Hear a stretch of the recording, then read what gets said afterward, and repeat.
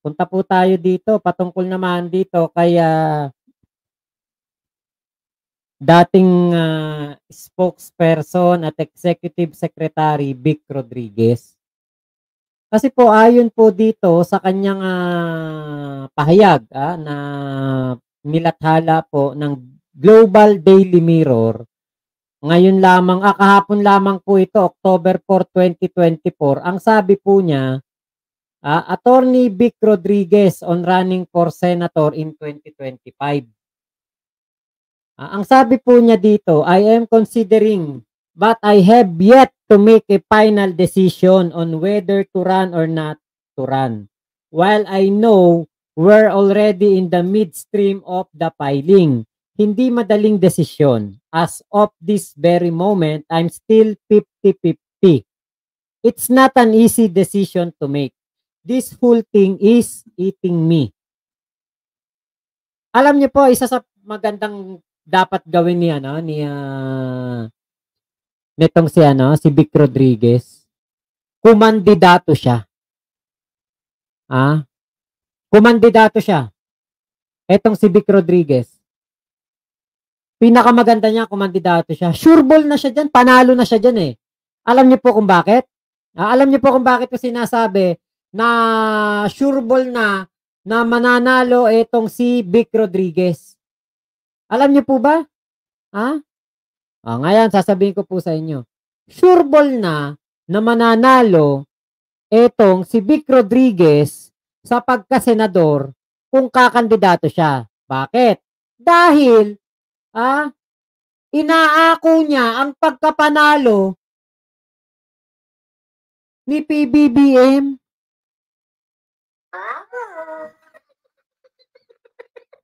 Inaako niya. Sabi ng mga DD shit, kung hindi ko alam kung siya mismo yung umako o yung mga DD shit. Ngayon, kung talagang naipanalo niya si PBBM, di kayang-kaya niyang ipanalo ang sarili niya. Ibang tao nga naipanalo niya 'Di ba? Siyempre mas kaya niyang ipanalo ang kanyang sarili.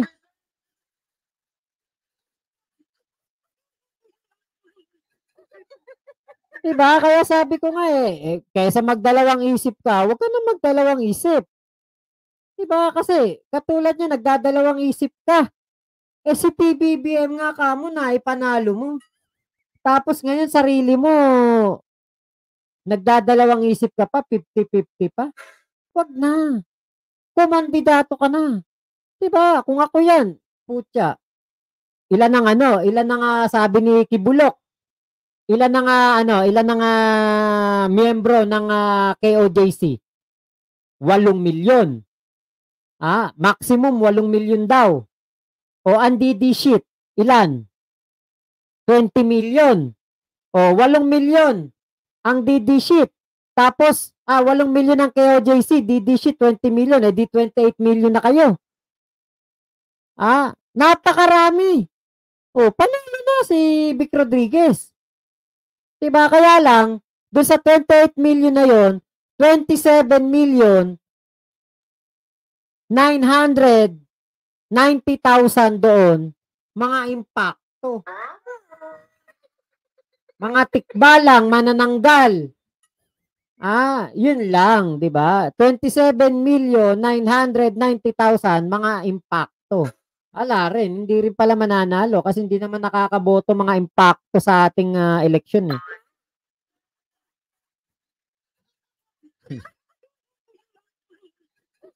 si Attorney B kaya nag-iingay kasi gusto magsenador kasi kaso malabo pa sa tubig kanal na manalo siya.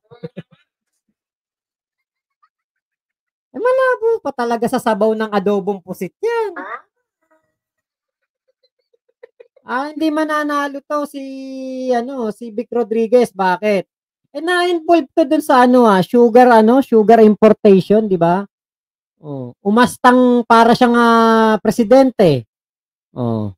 Tapos nung umasta siyang parang siya ang presidente, nabuking ni PBBM, di tinanggal. Diba? Hindi pwede kay PBBM yung ikaw aasta na, kala mo ka kung sino.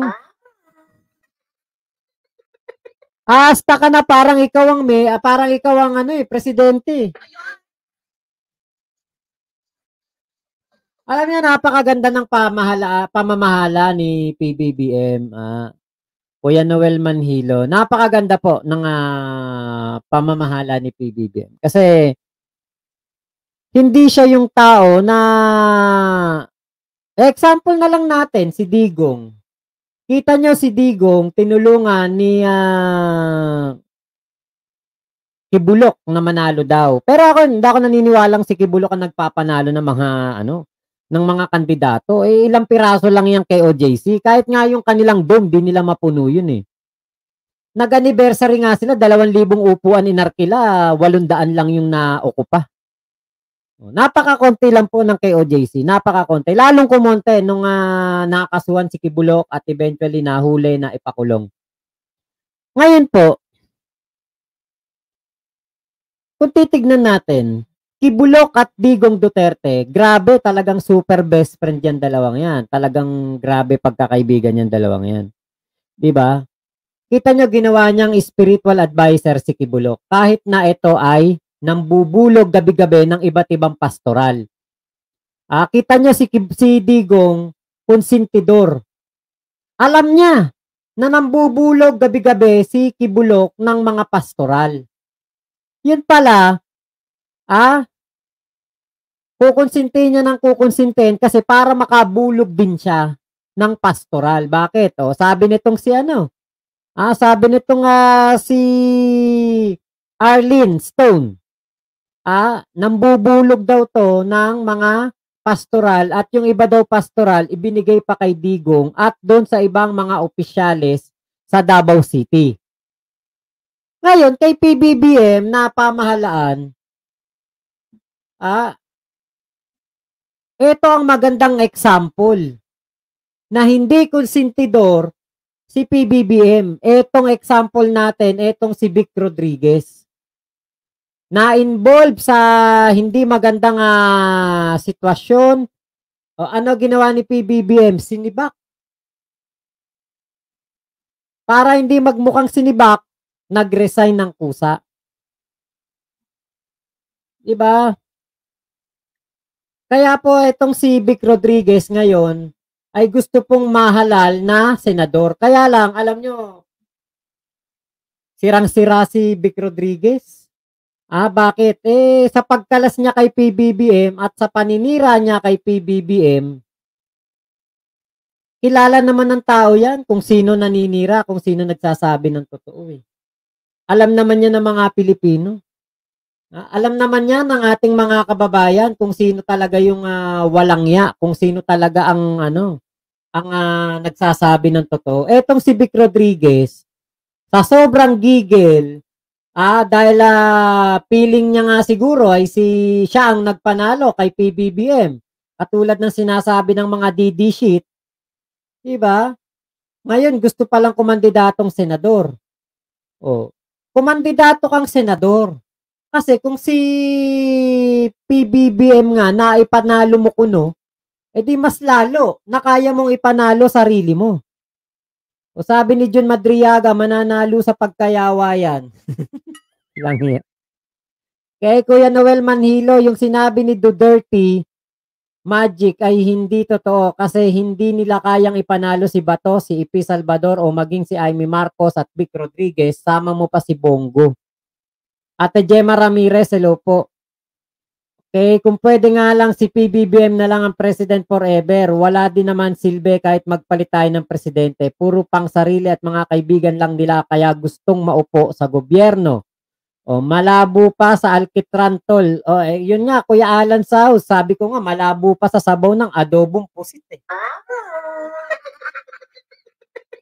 Malabo to. Lahat ng mga nasa kampo ni Digong, malabo pong manalo sa pagkasenador.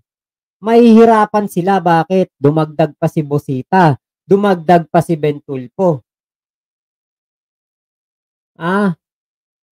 Powerhouse na yung nandun sa sa alyansa ng bagong Pilipinas. Ako, sigurado ako dyan, mapopwesto dyan, Abalos. Oh, Tito Soto, Ping Lacson. Yang ano na, Manny Pacquiao. Maraming boboto kay Manny Pacquiao. Bakit? Si Manny Pacquiao, hindi naman yan mangkukurakot na kasi napakayaman na yan. Dami ng pera niyan eh. Diba? Yan ang mga mananalo dyan. Dagdag mo pa si Bosita, si Ben Tulfo. Kung si Luistro nga, Jinky Luistro, kumandidato, baka manalo rin niya na senador eh. Ang galing eh. Daming humahanga kay Jinky Luistro. Diba? Kaya po etong ano na ito, etong kayabangan ng mga DDS, pakandidatuhin nyo na tong si Vic Rodriguez. Kasi kung ibang tao nga, si PBBM nga naipanalo niya eh. Oh, sabi ng mga DDS. O di ngayon, ipanalo niya rin sarili niya. Kaya lang, ilan lang ba DDS? Baka mga nasa 20 mil na lang yan eh. Sophia, no, to Vic Rodriguez. 2,000 yung ano, yung KOJC. Tapos 18,000 yung ano, yung DDS.